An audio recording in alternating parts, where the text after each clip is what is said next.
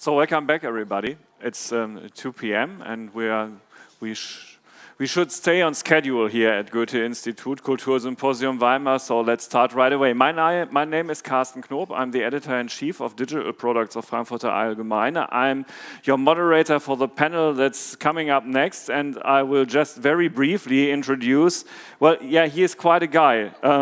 Toby Walsh, a professor of artificial intelligence at the University of New South Wales and one of the leading minds in this field. He is a fellow of the Association of the Advancement of AI and was awarded for his contributions with the Humboldt Research Award.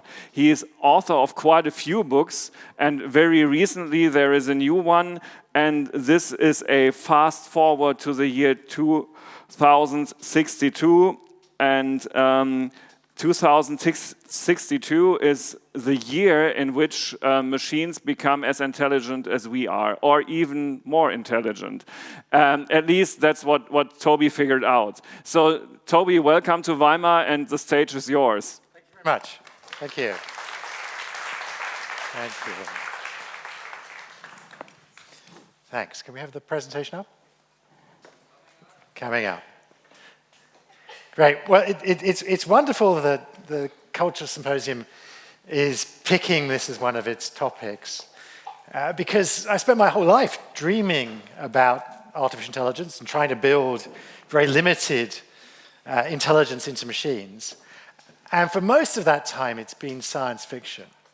But now that science fiction is starting to become science fact, and it's starting to impact materially on all of our lives. Whenever I talk about this, though, people say, yeah, but Toby, what happened to the flying cars and all the other things that we were promised? Well, yes, you were promised flying cars, and we haven't yet got flying cars.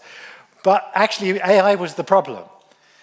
Most of us aren't competent enough to fly our own car, so we had to wait till we had autonomous vehicles who could drive themselves before we could have autonomous flying cars. And one of my friends now is actually CEO of a company, Kitty Hawk, that's building flying cars. Uber's just announced it's going to have flying Ubers in Melbourne and a few other cities very soon. So we're going to have flying cars very soon. So the future is definitely coming quite quickly. Now let's go back to 2062. Why did I suggest 2062 is the year that machines might be as smart as us? And it would be terribly conceited to think you couldn't be smarter than us. So like most of my colleagues, I do think that once machines become as smart as us, they will probably be better than us. And certainly, they're already better than us for narrow activities. But nothing yet approaches the breadth of ability of the human brain. But it's likely in the next 50 or 100 years, perhaps 2062, that they will be as smart as us. And shortly after that, maybe even smarter than us. Now, that's not just my view. 2062, I surveyed 300 of my colleagues, other experts in AI, and that was the average answer they gave, 2062. Now, obviously, it's not going to happen on July the 18th at 4 p.m. in 2062. No one knows. There was huge variance in their answers. But the important thing to take away from that survey was that none of them were saying it's going to take 10 years. It's a much bigger problem than that. But none of them were saying it's going to take 1,000 years. They're all saying it was going to take 50 or 100 years. It's something that will happen in the lifetime of our children, and if we're lucky, the younger ones here in the audience, maybe in our lifetimes, we can see it happening. And that's going to have very profound consequences to our lives. We've still, though, got a huge distance to go. This is a towel folding robot. It was built by some of my colleagues at the University of California at Berkeley. Those of you with teenage children might be pleased to know that we have towel folding robots that can pick up the towels and fold them, that your teenage kids and all the clothes and all the other things that they leave lying on the floor. So that sounds like good news. I have bad news for you. This video is playing at 50 times real time. So it takes 10 minutes or so to fold each of the towels. I'm afraid you're going to be picking up those towels for some time to come. Now, the other misconceptions that people have about AI, apart from these, we've still got a huge amount of work to build machines that match our human intelligence, is that people focus on the word, when we hear artificial intelligence, people focus on the word intelligent. Because after all, that's how we got to be what we are. It's so important, part of us. We put it in our name. We are Homo sapiens, the smart species, right? That's rather conceited of us to name ourselves that, but that's how we got to be in charge, for better or worse, of the planet.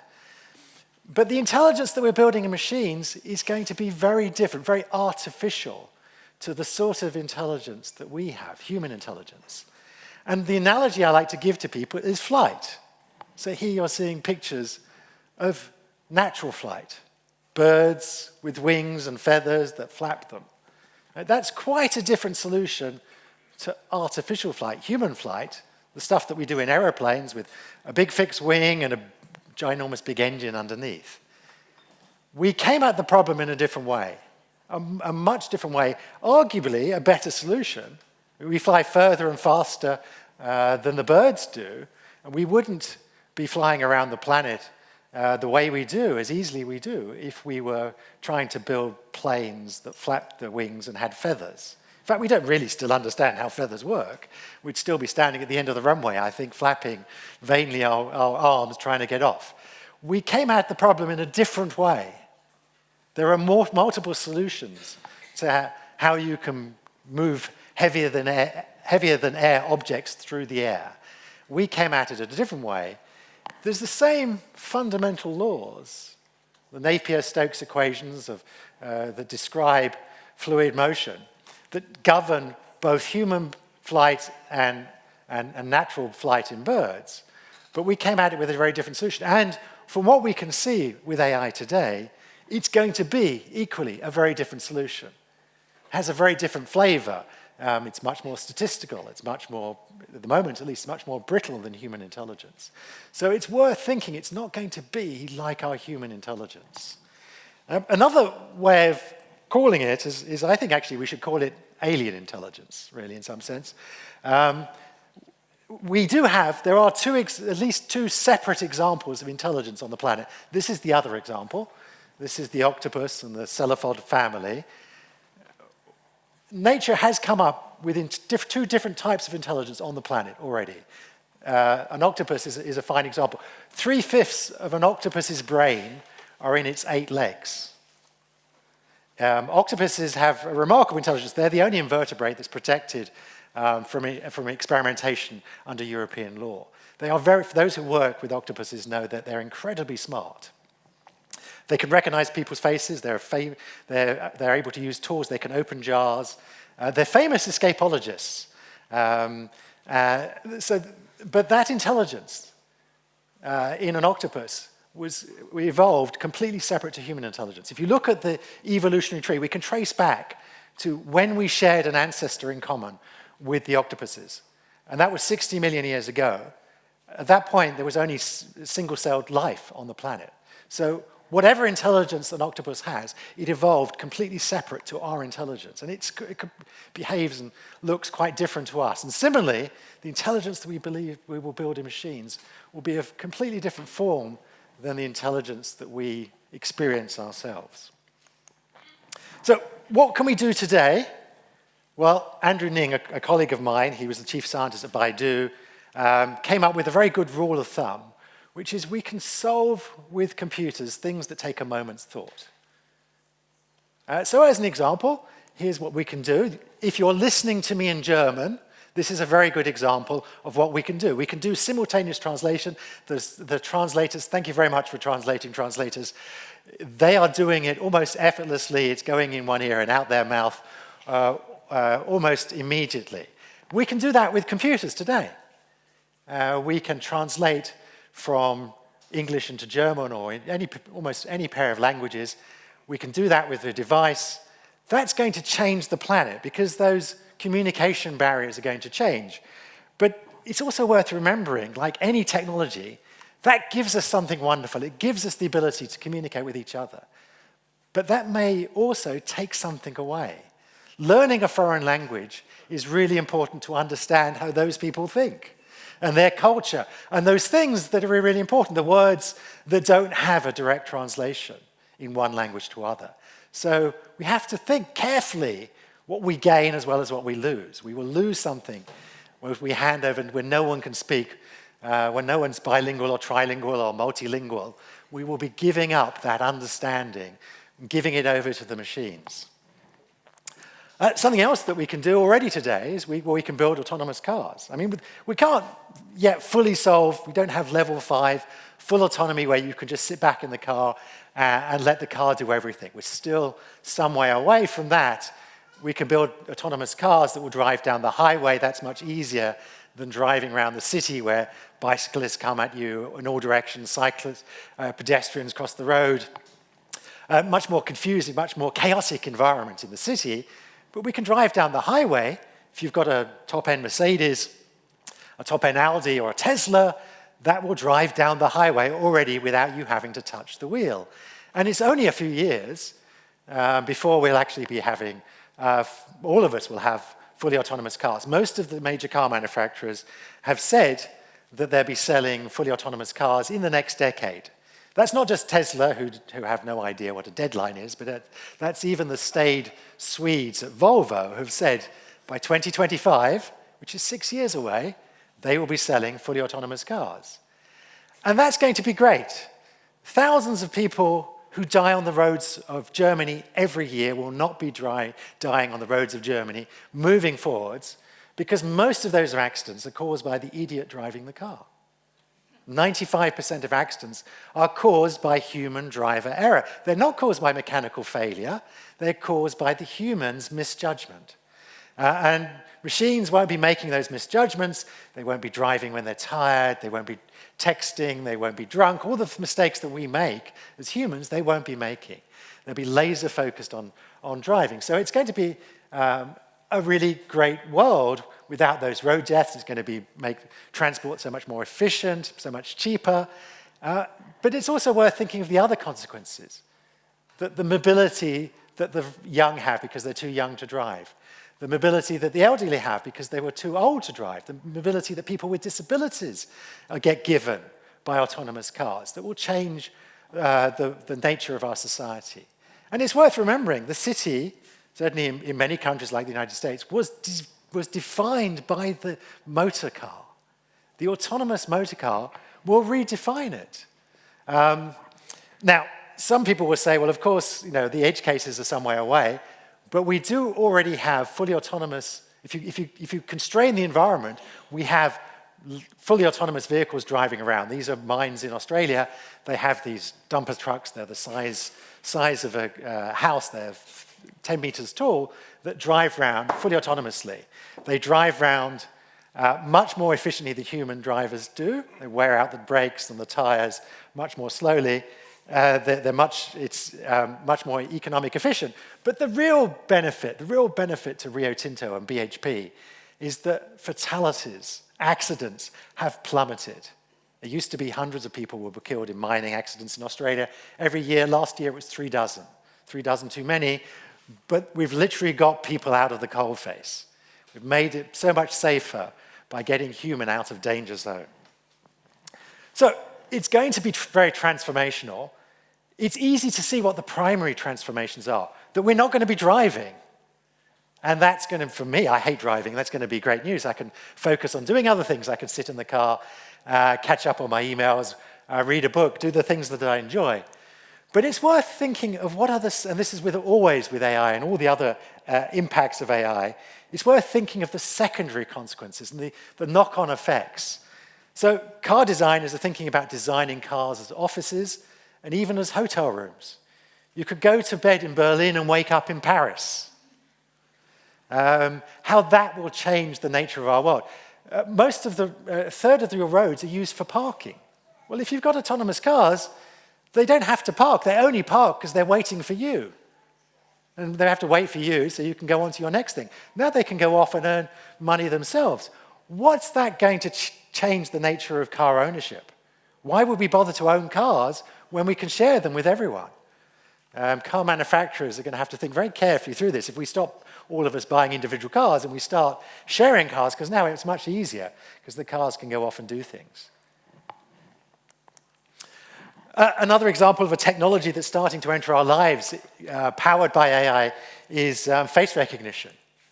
Now, this is a wonderful example of the challenge that technologies that AI pose, is that they're dual-use technologies. They can be used for good or for bad. It really is up to us, the choices. So let me give you some examples of the good uses. Last year, there was the police in Delhi, in India, took some face recognition software into the orphanages. And they used that to match nearly 3,000 children who had been lost, had lost their parents. And in a country the size and scale of India, it was impossible to find their parents. But with this software, and the software can, of course, also look at how children's faces are going to age, they were able to reunite nearly 3,000 children with their parents. Another example, there are a number of police forces around the world using face recognition software to help tackle the trafficking of children and the trafficking of women. A great evil that is being tackled by the use. You can't scan all the faces on the internet with human eyes, but you can do it with computer eyes. So a wonderful example of what we can do today, even, and what we'll have a huge component of our lives by 2062 is face recognition.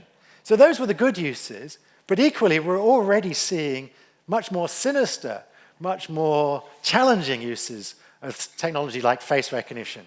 In China, the authorities there are using face recognition as a means to track and help suppress religious minorities out in the provinces. Now you might say, well, that's very bad news and very bad if you live in China, but of course we live in Western democracies where such things wouldn't be allowed. Well, I'm afraid they are allowed.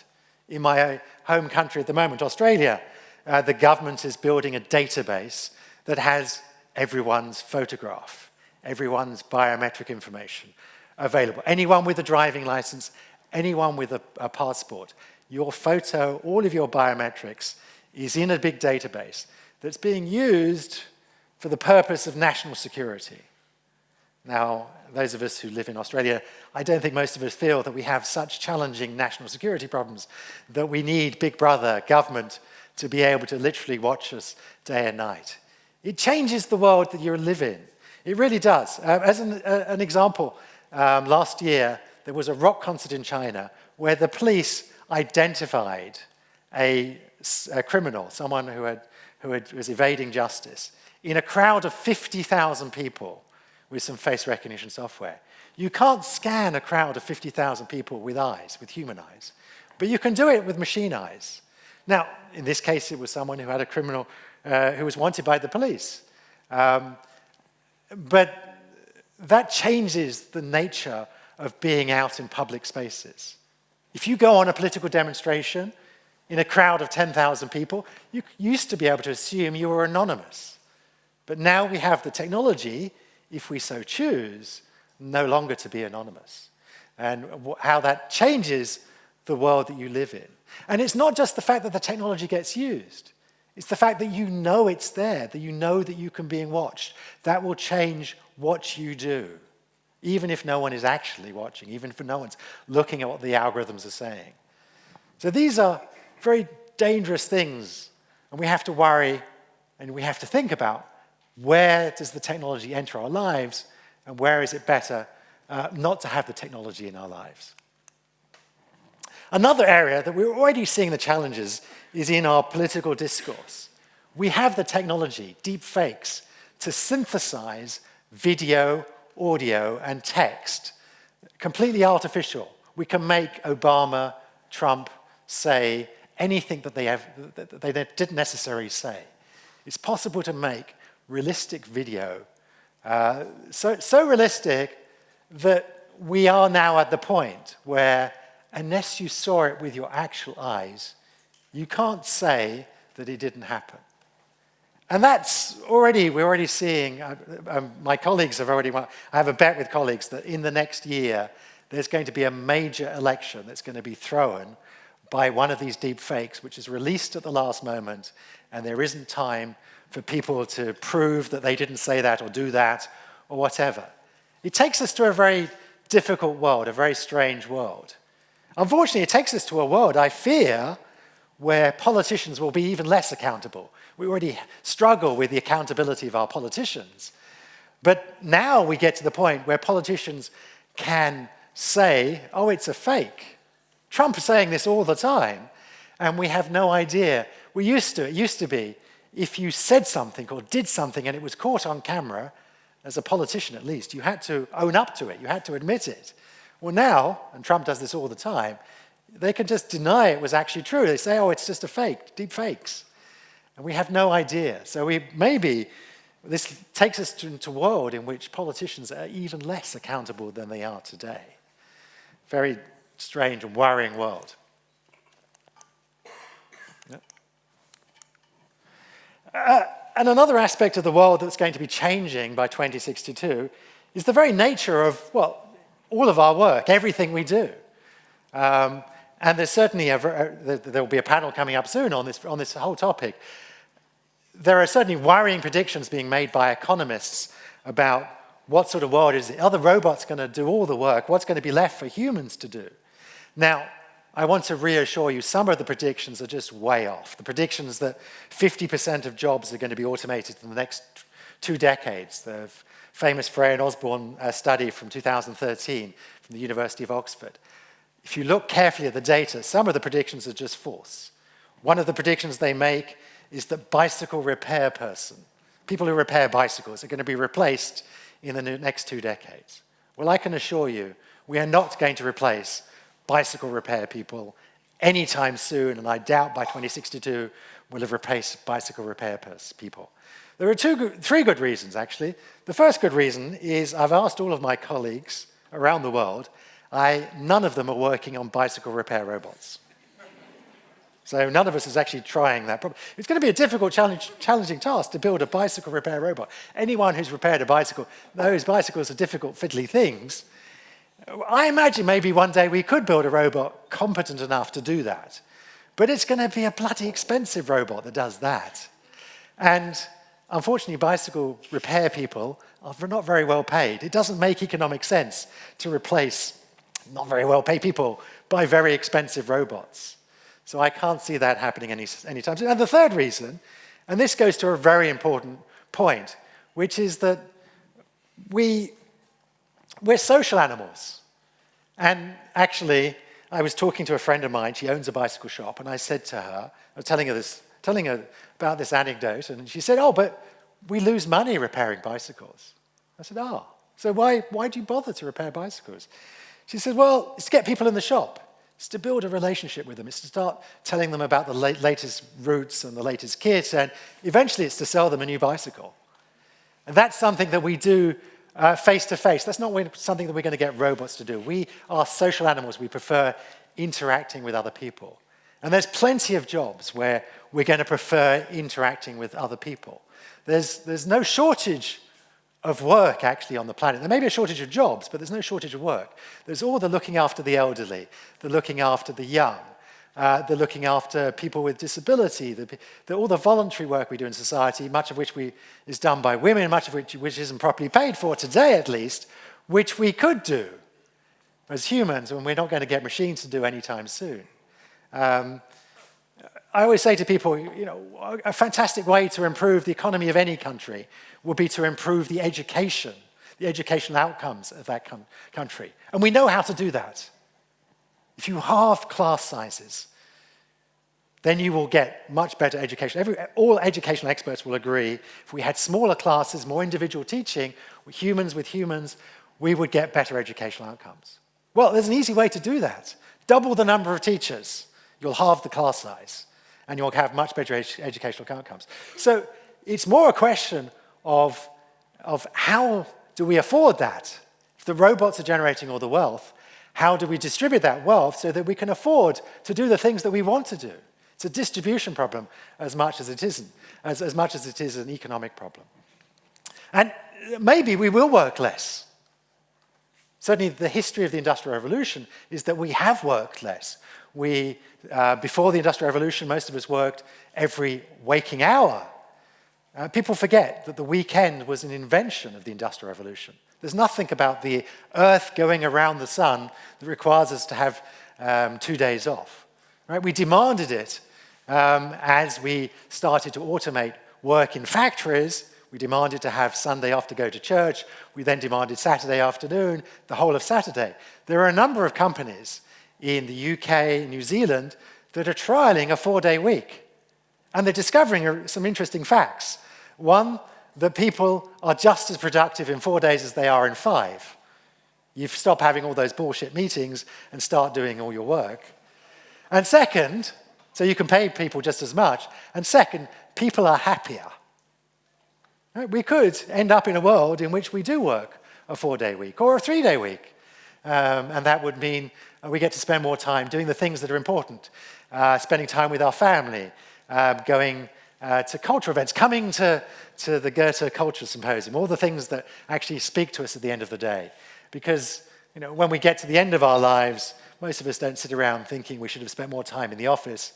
Most of us think we should have spent more time with our families, spent more time doing the things that were important to us. So these are really important conversations that we should be having. It's fantastic that something like the Culture Symposium is helping to push this conversation forward. It's a conversation, unfortunately, that has mostly been in tech spaces, mostly my tech colleagues have been having, but it's one that the whole of society needs to have. And to think through, well, how do we manage the change? We're going through periods of rapid change. There are lots of stresses on the planet as well at the same time. How do we manage this? And we can perhaps learn from history. We did go through the Industrial Revolution at the turn of the 19th century, and we came out of it much better off. Life expectancy here in Germany has nearly doubled. People work a much shorter week than they used to, 30 or 40 hours, as opposed to the 60 or 80 hours they used to work. The quality of our lives has improved dramatically. That didn't happen by chance. That didn't happen by just letting the owners of the factories exploit the workers, as Marx and others would have us believe. That didn't happen. It didn't happen because we made some really significant changes to society so that all of us shared the benefits. We introduced unions and labor laws. We introduced the welfare state. We introduced universal education. We made some pretty structural changes to society so that all of us got to share the benefits. And so I think it's really important that we start these conversations now to think about the world in 2062 and about what changes we may have to make, structural changes to our society, so that all of us can share the benefits. Another area is, and we're having a panel later on, is how it's going to change the nature of war. I'm not going to spend any time on that. I'm running out of time. One area, a really positive area that I'm going to finish on is medicine. It's going to transform the way we look after ourselves, going to let us live healthier and wealthier lives. I just want to leave you one example that blew my mind away when I read about it just a few days ago, which is they're now using machine learning to predict. They can look at 1,000-odd SNPs, the base pairs on your DNA. The SNPs are the things that make you, you. You have 1 million different base pairs on your DNA that are different from anyone else, that make you who you are and me who I am. They use machine learning. Humans can't look at 1 million base pairs, 1,000 million SNPs, but a machine can. As I said, it's a different type of intelligence. And they can predict how tall you are to within an inch. So when you're born, we can tell you how tall you're going to be within an inch. Lots of other things that they can tell as well. Interesting and somewhat frightening to think what we can do, but to think of how we can use that. We can predict your propensity to cancer, to bowel cancer, to breast cancer, to many diseases, so that we can then take preventative measures to ensure you don't get those diseases. So it's a fantastic world, a fantastic opportunity with lots of challenges that face us in 2062. I'm optimistic in the sense that we embrace technology. That's why we live better lives than our grandparents. And our only hope for our grandchildren is if we embrace the technology again. I encourage you, if you want to know more, you can read my book. It's in English, and it's just out in German. Thank you very much.